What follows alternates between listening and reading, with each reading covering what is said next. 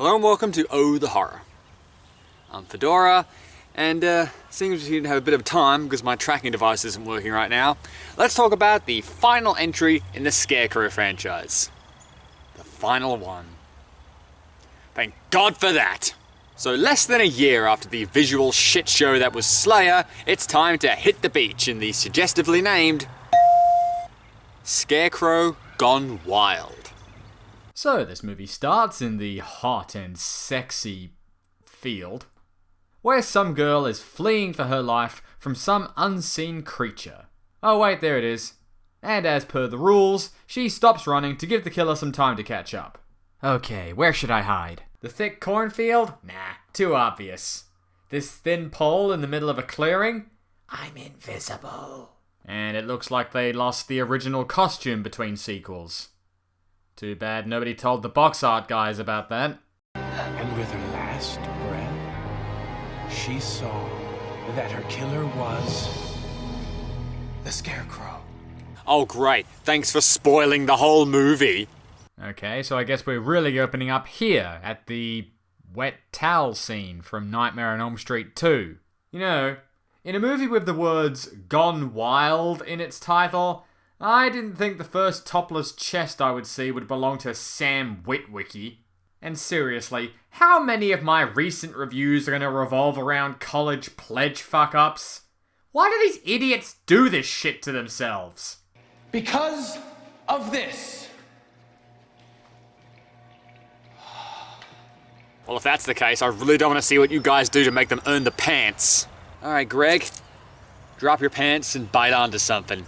But the jocks' hazing ritual is interrupted by their gym teacher, who happens to be UFC Hall of Famer Ken Shamrock.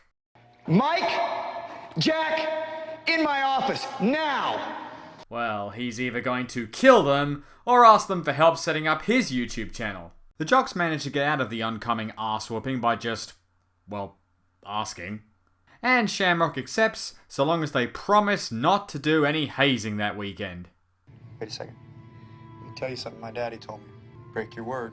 I break your ankle. So instead, everyone's gonna hit the beach for the weekend. Suck those guts in, pledges. If all else fails, you'll be the ones put in the bikinis. Okay, I guess I should probably mention a few extra characters. So there's Jack, the football captain, because of course he is. His skinny, nerdy, diabetic, bullied friend Scarecrow, Sam. And the girl that he has a crush on, named Beth, who Jack is determined to help Sam get with by making out with her himself. I think Jack might have that Homer Simpson bodyguard mentality. You know, eat it yourself to make sure it isn't poisoned. Uh-oh, looks like the beach story was a lie and they actually are going to do some hazing. Oh, poor Shamrock is going to be heartbroken. Sam, who didn't even want to be one of the pledges in the first place. Then why did you go with them? Tries to punch one of the jocks, but accidentally hits his girlfriend instead. So they punish him by stringing him up on top of the Scarecrow and licking him. Yeah. That'll teach him. Hey, so Sam is your friend, and the initiation he's doing is to join your football team. So why didn't you go with them and possibly prevent this? That's a good point. Quick, get naked before people start to think. After many more hours of torture, the jocks leave Sam tied up with the strobe light blasting in his face, but a few miles down the track, they have a change of heart and send some of the other pledges back to cut him loose, while they head to the beach. But then, Sam dies. Man, this is the worst thing to happen to Jesus since Mel Gibson got the green light for a Passion sequel. So the Scarecrow's alive now. Guess that's bad news for Mark Ruffalo and his pals.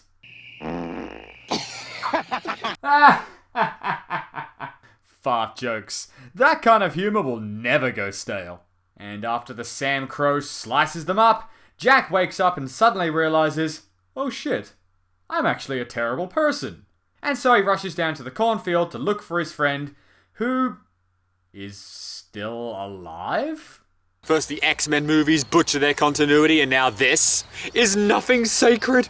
They rush him to a nearby construction site, where Beth scolds Jack for the obvious reason. being more concerned for his dying friend than for her. You know, I so hope none of these people die. Yeah, that'd be a tragedy. Well, enough of that shit. Time to hit the beach, where the ladies are finally getting topless. Careful there, Snow White. You stay in the sun too long, your chest is gonna go from the hills of Michigan to Ayers Rock. Well, crap, I guess the movie flatlined. Somebody call it. Surprisingly, we actually get quite a tender moment here with Jack talking about how much Sam means to him, and the blame he puts on himself for what happened to him. You didn't even want to go last night? You just wanted to study? You didn't string him up and leave him out there all night. Yeah, might as well have, huh? So to recap, we've had some cliche moments, some questionable moments, nothing really what I would call awful, decent acting, characters who have a little depth to them, and as of yet, no terrible looking CGI. What does it say about your series that the best one in the franchise is the one named after a porn website? Jack wants to head to the beach and get a little payback on the jocks. I'm gonna lick their chests so hard. So him and Beth head out, with a very pissed off Ken Shamrock right behind them. At least I'm assuming the Sam situation is what he's pissed off about. Mr. Shamrock, it's your agent here. I'm sorry to say your application to appear in Expendables 4 has been denied. Damn it! Oh yeah, and speaking of getting pissed off, yeah, the movie had this thing where this guy here was cheating on his girlfriend, and the lead jock reveals it to her because they lost a game of beach volleyball. Oh crap, I need a joke here, do I? One sec. Jesus! How did she fit that up like... Hello? Hey Shades, it's Fedora. I need a Dead or Alive beach volleyball reference. Are there any couples in that series? Well, I'm gonna go with Tina and Kasumi. You know, in the rose bikini. Man, when they play volleyball together, you know, and they get all sweaty. Yeah, thanks, man. I think you've reminded me why I don't call you much anymore.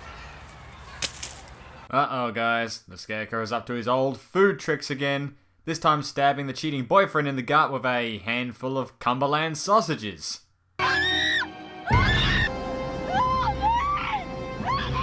Hey, do you hear something, man? Shut up, I'm just about to take this gym.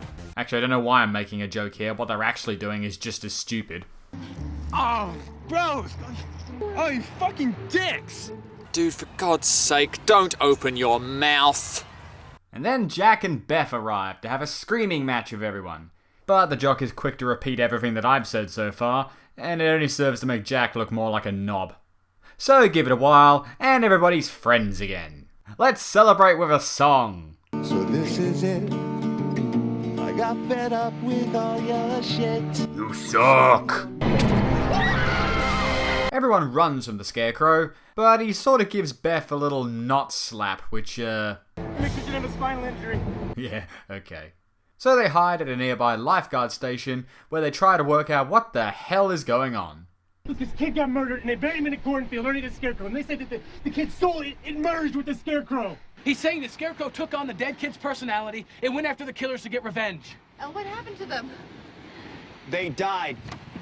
I'm sorry, I've actually been here for hours already. I can't actually enter a conversation unless there's an appropriate segue. Shamrock explains that he too was chased by a killer Scarecrow during his teen years. Apparently just another one of those common college stresses, it seems. Due dates, workforce preparation, demonic strawmen. Killed them all. Oh, but how did you stop it? You can't. I'm actually dead. The Scarecrow arrives, and of course Shamrock gets into a fist fight with it to allow the kids to escape. No, I was actually hoping they would help, but whatever. They make a break for Shamrock's car, but I don't think Sam has the energy to cartwheel after them or Control-CV himself. So instead he steals the car and runs them over for a change. Lester, David, that one was for you, brothers. They finally arrive at the hospital, where they believe that if they wake Sam up from his coma, that the Scarecrow, who seems to have beaten them there, will lose its power and die. But the whole place is completely deserted. Maybe Dr. Dharma from the last movie is showing them all his scary things. They find him and a doctor in the surgery room, and when he uses the paddles to revive Sam after a cardiac arrest, it actually appears to defeat the Scarecrow. Jack, I'm here, man. Are they dead? Our friends. The way they practically murdered me really solidified our friendship. But the knowledge of what he'd done while possessed proves too much for Sam, and he slips back unconscious.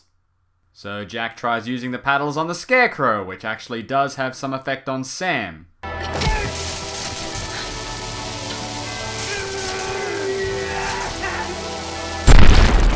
No, of course he's just fine. And we cut to 3 weeks later, where it's revealed that Shamrock is actually still alive. How'd you escape? Well, sometimes you get caught in a rundown and the other team bobbles the ball. So basically... Ralph, I thought you were dead. Nope. And so this movie comes to an end with some champagne and a toast to the future. To our absent friends, and to being alive. Yeah, being alive. No, what actually happens is that Sam is now possessed by the Scarecrow in human form. Hey, I learned to stop keeping track of whose brain belongs to who at the end of the first movie. So wait, that wasn't an ending stinger? We're still going? You're wearing out your welcome, Scarecrow gone wild. Okay, so Sam Crow chases Beth and Jack into a nearby chapel where the final epic battle takes place. Yeah, go fuck yourself, Captain America Civil War. This is the true heartbreaking battle between friends. This movie really comes to an end when Sam uses his electric powers to possess Jack as well, and before his mind is taken, he throws himself onto a crucifix in order to send Gabriel Byrne's Satan back to hell or something. Don't worry, Sam. It was all part of my plan to get you laid. Ugh. And that was Scarecrow Gone Wild. I do have to say, this was probably the best of the three, but that really isn't much to shout about when comparing it to Dad Joke Demon and Baby's first Windows Movie Maker project. The plot was typical of the series and was sort of a combination of the first two, yet didn't involve much that would warrant the Gone Wild subtitle minus one girl going topless. The acting was pretty decent in comparison, and I did kind of care about some of the characters a little bit. It's still a bad movie, with its cheap costume and effects and cliches out the arse, but it's at least tolerable. And that's all for this review, so I'm Fedora, this is The Horror, save a screen for me, and I got some work to do.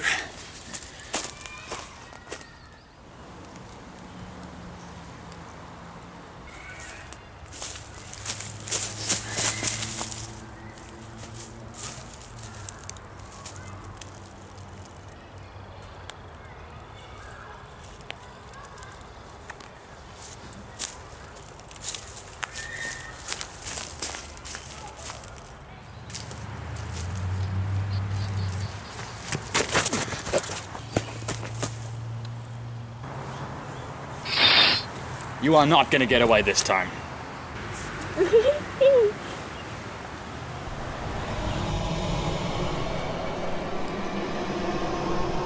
Oh, fuck!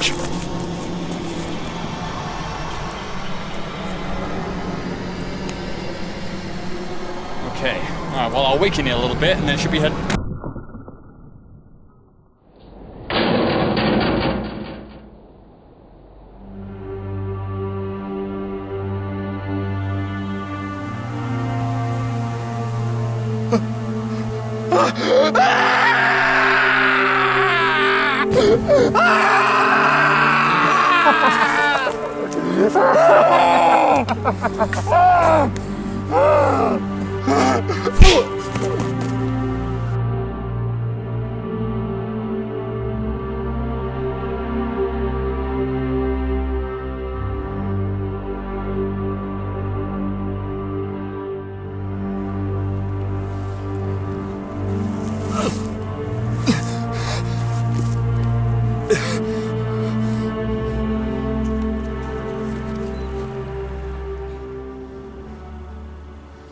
Well, I'd say it's been a good ride, but